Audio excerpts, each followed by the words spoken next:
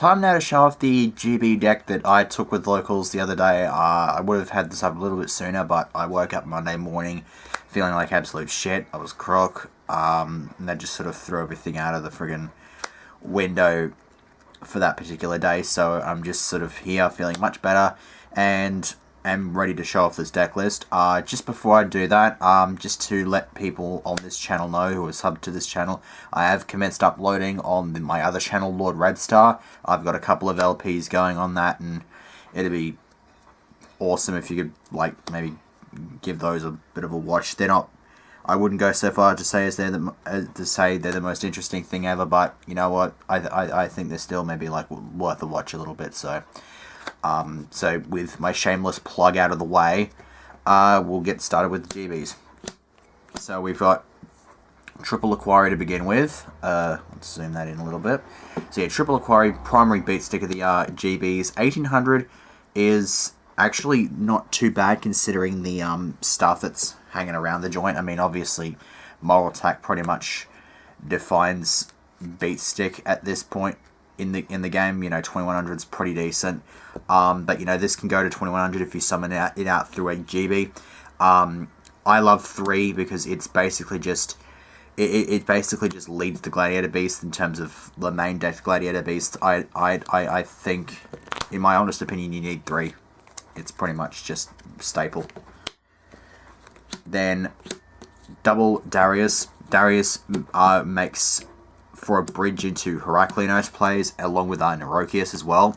You get him off of another Gladiator Beast. You can special another Gladiator Beast from the graveyard. So you can get him off of Geyserus, get him in something else, and then use him to get a third GB, so you can go for those plays. It's very nice. 1700 as well. Then Double Quest recycles the War Chariots. It's very effective. It's also another type to use with Pot of Dichotomy, which is quite effective. 1600 can't really get around a whole lot, but it's better than absolutely nothing. Bestiari, pretty much like second in command, I would say. One thing I've learned in with the local that had just been is that Iron Wall is a thing, because this got banished by I was against Dark World and then got banished, and it was really, really sucky. I personally wouldn't mind seeing this go to 2. I mean, the OCG have it 3 if my memory serves me correctly, so there's no reason why we can't have it put to 2 and have a look at that, or something like that. Hoplimus, which was probably the most controversial decision of Gladiator Beasts to run in this deck. It actually was quite effective. I don't think they ran into it too much, but usually I would go into this and a Laquari off of a Geyserus if I didn't want to go for Herak, because most of the time I went for Geyserus, I had already exhausted a fair bit of my hand because I had a lot of back row, so there wouldn't be much point in going into Herak if I didn't have any cards to discard for its effect. So I'd usually just go Laquari and Hoplimus, or just it was either Laquari, Hoplimus, or Laquari Quest, depending on if I had a War Chariot and Graveyard. And then we have Mamillo, just to blow shit up. And we have the Triple Test Tiger, which worked out phenomenally well. This thing did not clog in the slightest. As a matter of fact, it actually had the tendency of showing up right when I needed it. Especially the game I won against Dark World round 2 was really, really nice to have. I'd usually side one out as well, so it's really easy to side one of those out. And yes, my OCD is going insane by having 3 different rarities of it. 2 Prisma, just to accelerate those plays, you know, get Bestiari into the graveyard. Then Test Tiger, just switch out for a whole bunch of jazz. And then non-GB related stuff, we've got the Thunder King, just as an extra beat stick, and Double Max C, which actually worked quite well. Then for spells, we've got the one Pot of Dichotomy, or Pot of Dickhead as I like to call it. Yeah, just the one, because obviously Room is a bit of a thing in this, and I've only got the 1 copy of it anyway, so nah. Triple Proving Ground. I like this over Tanky, at least for the main deck, because it just has a much wider array of stuff that you can search out. It's very, very effective, and one of these freaking things has a bit of freaking dirt or something in the sleeve. Okay. with that out of the way, 2 Lance, very effective. I was actually testing against on DN before the local, and my opponent, I went up against this Infinity deck. They dropped Excite on, and they didn't use the effect. They were an idiot. They didn't use the effect, and so they just decided, oh no, I'm just going to attack Lance. It's just like, no, you cannot has. It was just incredible. 2 MSTs mained because I got Bestie to blow shit up. Book of Moon and Dark Hole, yeah, they're just sort of standard staples. I wouldn't mind trying a Soul Charge out in here, but once again, room constraints, this is a bit of a thing. So for the traps, 2 War Chariot, this thing was so friggin' beast. I'd have lost to Boojins had it not been for this, because they went Heartland Draco and detached them for the effect. So I just hit it with this. This thing shut down, I believe, 3 maiden plays in the Blue Eyes match. It was very effective, and I actually opened game 1 against Blue Eyes with both of these, and I only needed to use one of them because I just kept recycling that one, and I had the second one for backup. He MST'd it, but I got it back very quickly, and it was just really, really effective. That's basically the reason Quest is in the deck, because it just gets that back. It is really goddamn effective, especially against some of the more meta stuff like artifacts or stuff like that, which I didn't go up against, but it's a thing. Double Wiretap, which actually found itself to be rather effective. I might still cut it to 1. We'll see what happens, but it definitely proved its worth. 2D Prison. This is basically just the standard sort of stuff now. Compulse, Banlist, Torrential, Mirror Force, Solemn Warning, and also ran a Breakthrough skill just as a third sort of effect negation sort of thing. I would not switch this out for a War Chariot, because the War Chariot does actually have a requirement or something, whereas Breakthrough skill is a lot more live and reactive. So that's basically just sort of like, and Breakthrough skill has the double use as well, which is quite effective, especially to get around some annoying stuff that just doesn't like to die. So that's also a thing. Extra deck. 2 Geysers, easily the primary fusion I went into. I did this just so many times I lost count. It is basically just the bread. It is basically the heart and soul of the extra deck. Without this, the deck just pretty much falls apart. 1 Herak, I went into this, I think, once, and the opponent just proceeded to scoop afterward. That was pretty much it. Neurokius, I actually got this out in testing against Battle Unlockers, and they just could not get over it no matter what they did. For this local, though, I did not get it out once, surprisingly enough. It was kind of somewhat disappointing to not get it out, but eh. Esadari, once again, did not bust this out once. It's just sort of...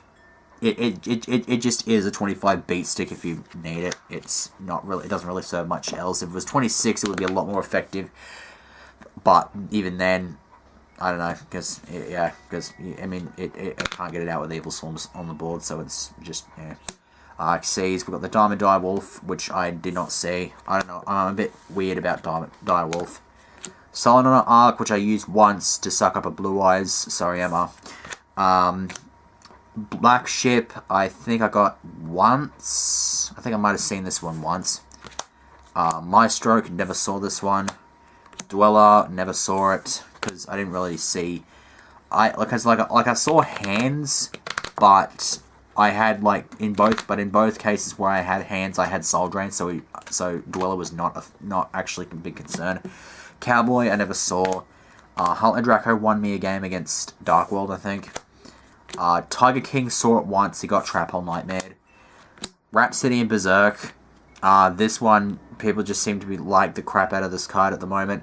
It's not too bad. You can use the effect. It's got 2 different effects. You can either equip it to an Xyz monster you control and give it 1200 more attack, or you can attach a material to banish any 1 card from the opponent's graveyard. Is any card or any monster?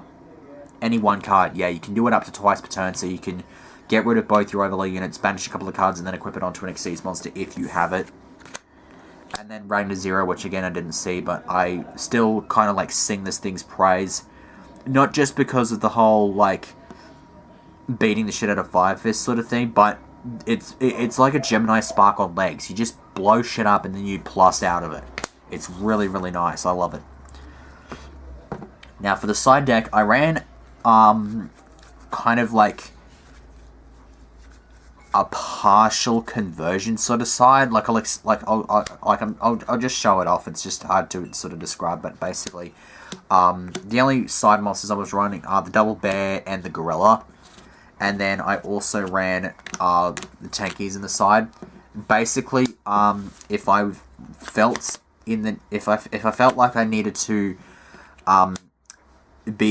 if I was going up against like decks that were a little bit more sort of 1-for-1 based, maybe, I would sort of I'd just switch out and go for the Fire Fist sort of make this sort of Fire Fist setup, especially more so with stuff to get some other really annoying stuff out of the way. Essentially, I would side Buried to get rid of really annoying threats that just would not die.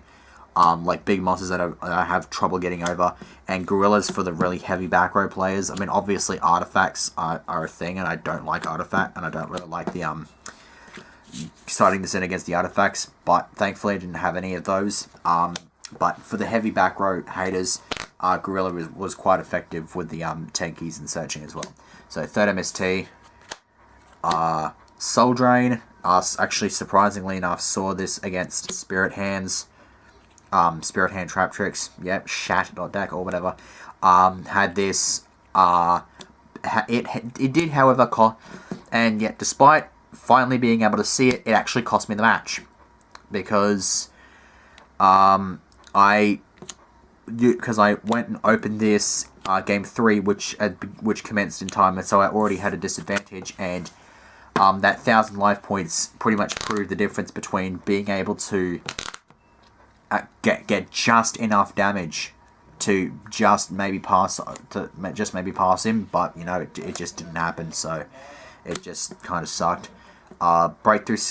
Second breakthrough skill, which was pretty decent, I have to admit. Double Void Trap Hole. This is just sort of a tech choice. It's essentially like a cheap man's version of Trap Tricks Trap Hole Nightmare.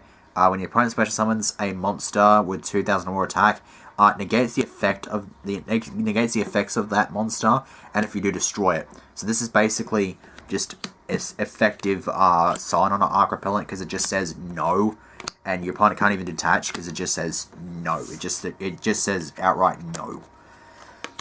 Light Mirror helped me draw with Boojins, because it's just really freaking awesome like that. And if I didn't have that, I would probably have, because like DNA Surgery. I had this as well. I didn't actually activate it because I already pretty much had full advantage and just about had the game sealed, game 2. But essentially, the premise here was basically I had it set, and if my opponent had a Yamato and attacked into me with something bigger, I would just flip that in response to the attack, and then the Crane was just dead. So that's why DNA Surgery is an awesome thing to have.